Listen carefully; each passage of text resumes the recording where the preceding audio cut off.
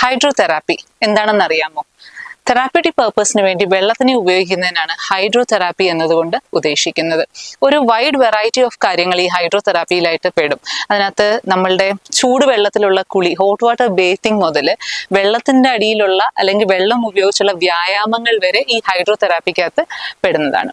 അപ്പോൾ ഈ ഹൈഡ്രോതെറാപ്പിക്ക് വേണ്ടി ഉപയോഗിക്കുമ്പോൾ വെള്ളം ഒരു സർട്ടൻ ഡിഗ്രിയിൽ ചൂടാക്കിയിട്ടാണ് പലപ്പോഴും ഉപയോഗിക്കുന്നത്. അത് നമ്മുടെ മസിൽസിനെയൊക്കെ റിലാക്സ് ചെയ്യാനായിട്ട് വളരെയധികം സഹായിക്കും. അതുപോലെ തന്നെ വെള്ളത്തിന്റെ സപ്പോർട്ടോടു കൂടി വ്യായാമം ചെയ്യുമ്പോൾ പലപ്പോഴും നമുക്ക് അല്ലാത്ത രീതിയിൽ വ്യായാമം ചെയ്യാൻ പറ്റില്ല.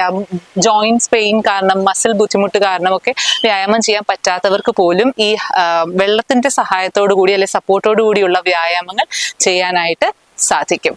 സോ ഹൈഡ്രോതെറാപ്പി നമുക്ക് ബുദ്ധിമുട്ടുകളൊന്നും വലുതായിട്ടില്ലാത്ത, സൈഡ് എഫക്ട്സ് ഒന്നും വലുതായിട്ടില്ലാത്ത, if done properly side effects ഒന്നും വലുതായിട്ടില്ലാത്ത ഒരു തെറാപ്യൂട്ടിക്